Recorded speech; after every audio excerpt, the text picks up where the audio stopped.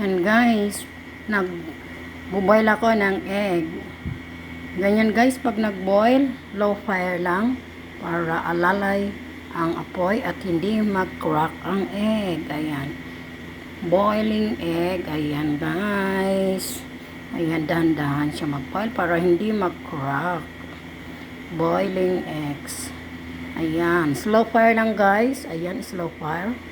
Yan siya pag nag-boil, dahan-dahan para hindi mag-crack ang shell. Ayan. Boiling eggs. Ayan.